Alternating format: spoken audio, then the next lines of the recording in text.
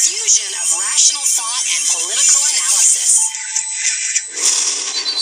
This is what your brain has been waiting for. News, politics, and issues. Enhanced. You have just joined the Wilkow Majority. The next generation of great talk radio, the undisputed leader of the new school. Your Wilkow Sirius XM Patriot. Phone lines, as always, 1-866-95-PATRIOT. The email, just spell my name right. WILKOW at WilkowMajority.com. Individual Patriot first, conservative second, Republican third.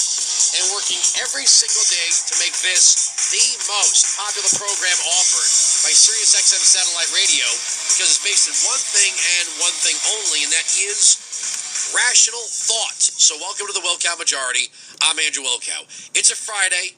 We don't slow down. We don't back off. We don't take it easy. We go full steam ahead. 3 hours of perfectly executed political analysis. I said this yesterday, and I stand by it. The reason why I don't talk about abortion a lot on this program is because it's the most overdone topic in the history of talk radio.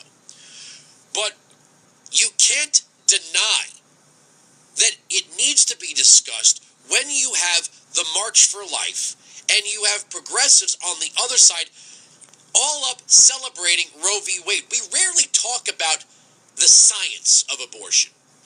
Joining me on the program right now is Jeanne Monahan, president of the March for Life, marchforlife.org. How you doing? Oh, I'm great. Thanks, Andrew, for having me. I'm gonna give you a little history on talking about this on my program. I'm adopted. Oh, my gosh. And I was born August 18th, 1972. Hey, I was born in 72 as well. Yeah, but you probably weren't at risk of a court decision coming down at any point. True. I was. Yeah. I had on Patricia Ireland a few years back when we first launched this program, 4 years back, 2006, and they were I forgot what anniversary it was, 2006, 2007. There was another anniversary of Roe v. Wade, and she agreed to come on the program, tried to back out at the last minute, then decided that she was going to woman up and come on the program. And towards the end of it, I finally said, you know what I don't understand is nobody has the courage to tell me I shouldn't be here. You just hit the nail on the head. Because if that's what you're talking about, no one has absolute moral authority on any topic. But it speaks to me personally as somebody who, if the political winds or the court winds had changed direction, I might not be here. You're absolutely right. I mean, and gosh, and nobody will say that to someone in your scenario. I mean, we at the March for Life, there are people who carry all sorts of different banners and what have you. And one of the most powerful banners is people who were conceived in a violent form, in not a great place, in rape. And they're like, I deserve life too. And you look and you talk to them and it's like, wow, everything's different. I feel like that's what you're saying right now in a way. I mean, we often, people try to make this into an issue of it's like, oh, can you erase something? It's not like an actual life has begun, but we can take an eraser and just do away with something. But it's a person with a lot of potential for the rest of their life. It's not the potential of a person. I think, I'm not saying this to insult anybody who comes at the issue of life from the faith-based perspective. I come at it from the scientific perspective. I think we're in complete denial as to when life begins. I don't think anyone who is what they call pro-choice will ever tell you, because you have activists who believe in abortion right up to the time of going into labor, and it's all of it. We only talk about this in this sort of vague, squishy, war on women, women's healthcare choices arena. We never talk about the procedure known as dilation and extraction. And I actually, and I don't know professionally if it was a mistake, I read the actual paper by Dr. Martin Haskell, who submitted it to the AMA in 1992, the exact medical description of what we now call partial birth abortion. It's horrific. How can a society, when you have anti-war activists in the streets saying we shouldn't be bombing people in other countries, but we should be tearing off heads on our own? Yeah. Yeah, you're absolutely right. I mean, there's such a hypocrisy about it, such a hypocrisy. Well, I'm with you on emphasizing the science and technology, and I mean, there's just so much there. We've got life, science, technology, truth. They're all on the side of life, you know, in the positive and in the negative. I mean, you were just also talking about the actual procedure of abortion. I'm a bit of the mind that as much as we can bring things into the light, we don't have to like twist people's arms behind their back on this issue. All you have to do is really show it for what it is, both in the positive and the negative. The positive, viewing things like ultrasound. I mean, you can see a beating heart within a few weeks, and we're learning so much. I mean, in terms of the science of and the research and all of this, when babies can feel pain, you know, in development, and when they have their little fingers and all of the neat different things. And so you know, this is all very, very important stuff. I mean, these are all very much on our side. The flip side is true as well.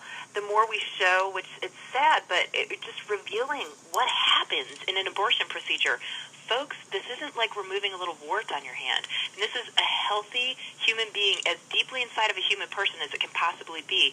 It is not an easy surgery on a woman. It's a deeply invasive surgery, and it's a violent surgery. And the chemical abortion is even harder. I mean, when something that is alive and healthy and beautiful is growing inside of a person, taking a pill to take that away is not a simple and easy procedure. It's somewhat of a dangerous procedure, I would even say.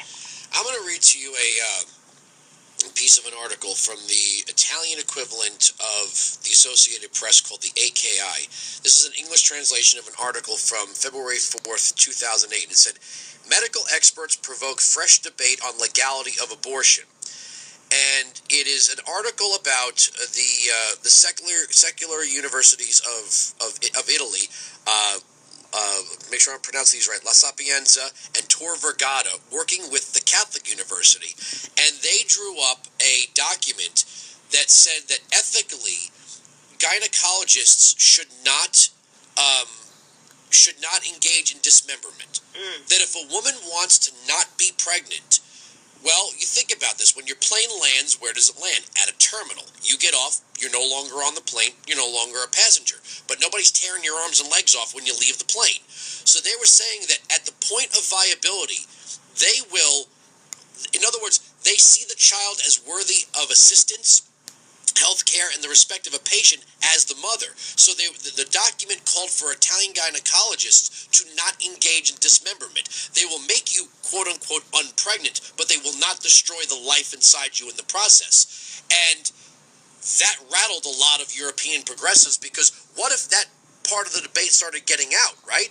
That what we're talking about here is dismemberment of a viable human being.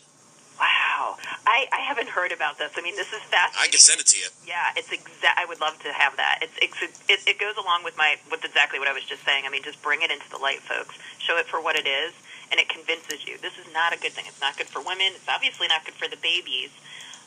Let me read the quote to you. The document calls for the resuscitation of premature babies even against the mother's wishes, and to treat the unborn baby as any person at risk and to assist it adequately.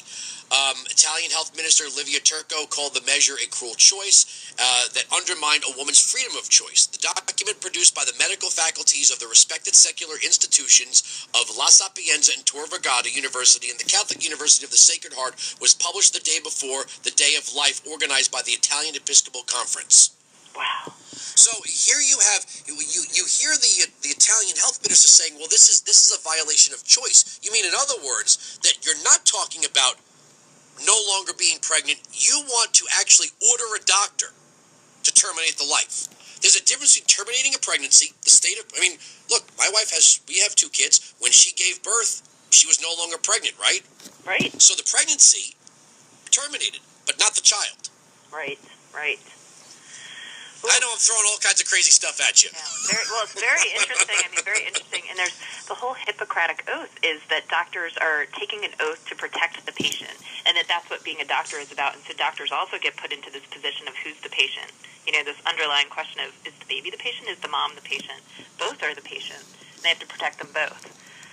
But you know what's amazing is that so many progressive Democrat academic types will say, well, you know, you conservatives, pro-lifers, you don't like talking about science. Yet when we talk about this, we never talk about the science. And apparently they've been having this debate in Italy for quite some time, that this has even made its way into the secular universities. But can you imagine if you heard a story that the New York Archdiocese was working with Columbia University on something like this?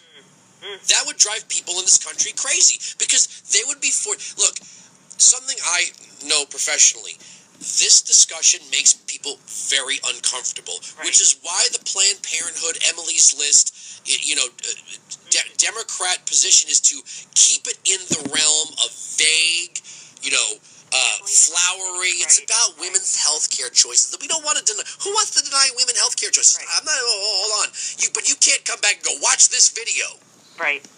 Well, you look at Cecile Richards, the president of Planned Parenthood, and she almost never uses the A word, abortion, ever. In media or anything, they use different language for it, but they'll almost never use the abortion word. Well, I've come back with this one, and we're being joined by Jeanne Monahan, president of March for Life, marchforlife.org. What's amazing is how there's so much a disconnect between the academic feminist left and everyone else. For example, when a woman says she's pregnant, does anybody go, so when's your fetus due? What are you naming your zygote? Nobody says that. Everyone says, when's the baby due? What are you naming your baby? Are you going to find out what you're having? Nobody says, so how long do you plan to hold on to this zygote? What, till you get a day off of work? Right. Nobody talks like that. Nobody talks like that. Not even Democrats. Right. It's a very good point. So how one other thing about the march, I noticed that the Daily Beast put a picture out of a sort of counter demonstration of activists carrying Planned Parenthood placards, and one of the women was wearing a hijab, and I thought, wow, that's kind of funny, because I don't know many women that wear a burqa that have a decision to make in when they get pregnant, if you want to talk about women's rights. Yeah, that's an interesting point. Yeah, we had a wild protest yesterday. It was fascinating. So, of course, the March for Life, we are, the peaceful protest. I think it's my understanding that we are the largest annual humanitarian protest around the world. Hundreds of thousands, literally, and so positive, so peaceful, and all really striving to end the human rights abuse of abortion. And so I think that the numbers were larger than we've ever had before. I mean, we literally couldn't get through the crowds just to start the actual march itself after the rally. It was just unbelievable. So we march, and we're probably about 3 minutes away from our point. We're actually at the Supreme Court. And, of course, with this amount of people, we've got police cars escorting us, ahead of us, and all of this, and very closely watching the parade route. We work extremely closely with Capitol Police, D.C. Police, National Park Police. I mean, there's a lot involved in this. Well, we get brought to a halt as we're about, 2 minutes in front of the Supreme Court, or sort of right at the start of the Supreme Court, but haven't actually passed it. And there's this group of counter-protesters, and then the police are in the middle of us, basically. I mean, it was unbelievable, and I'm sad to say it hasn't really been reported on very much today. I'm glad that you asked about it. And there were probably, I don't know, maybe about 100 folks from their side, and I didn't get to see them up close. I mean, they would not move. They literally wouldn't move. They were blocking our choice to actually have this, walk. And ultimately, the police had to come and arrest them. And they had 3 paddy wagons there. It took about a half an hour. So they stopped the march for about 40 minutes in total, and then we completed the march very peacefully. And I have to say, we had we at the March for Life are a non-sectarian, non-partisan organization, so we're not inherently religious. And I'm actually with you on emphasizing so many of the philosophical and scientific and all of those kinds of reasons for life. But we do have many religious groups, and we had a high school that was leading the group, and they were so loving and so sweet to the protesters as they went by. They just said, "Jesus loves you, we do too." Jesus loves you, we do too. As they're going by these very angry, folks who are really advocating for abortion. So I don't know. I mean, it was an interesting afternoon, and I think it's great. Bring it on. I mean, we'd love to talk to you about these issues, but let's actually get into a dialogue instead of, throwing this rhetoric around and what have you. Well, it's funny that when we were debating Obamacare and, efficiency and, information being made more available to the public, the same people that were promoting patients' rights didn't want to hear one word about sonograms before abortions, because that people, if you see what you're about to have removed, you're going to change your mind. Yeah. My life changed the first time when my first daughter she was born in 2010. When in 2009 when we went to go, I went with my wife. I took a day off. We went to doctor, and it said 3D imaging by appointment only. And all right. And we were in there, first appointment, and the technician says, "You want to see a 3D image?" I'm like, "Well, I didn't make that appointment." She says, "I'll watch this." And she turns it on, and there was my daughter's face on TV. Wow. And it already changed. I was the blushing dad to be, standing with his glowing wife and all this stuff. But when I really saw it, it was like, this is 100% real now. This is like, that's literally the window in. Wow. How far along was your wife at that point? Like, how old was your daughter when you saw that? I don't remember. Okay. But I remember just it was a tidal wave of reality. That I am. You're a dad. I'm dad. I mean, I'm dad. Dad. That's it right there. There's my little Desiree Gale. There she is. Beautiful. It was. I think if you've never seen that, and it's not expected that you will see it, that this procedure is going to be done, in the fashion of a drive-through window. We are denying patients the full information of what it is that's about to occur. Yeah. I totally agree. I'm all for these informed consent laws, and often they include ultrasound. So I think those are common sense. Good for the woman, good for the baby. All right, the website is marchforlife.org. Jeanne Monahan, president of March for Life, thanks so much for joining us today. Oh, thanks for having me. You take care. You too. 1-866-95-PATRIOT, 1-866-95-PATRIOT, 957-2874. Last and final segment, we're going to have Jim Ross, Firebomb, and barbecue sauce. One-man show. Yeah. Then the content newsletter is going to go out. You want to listen to this program anytime? SiriusXM.com/on-demand. Just find us, click on us, and listen anytime you want. SiriusXM Patriot.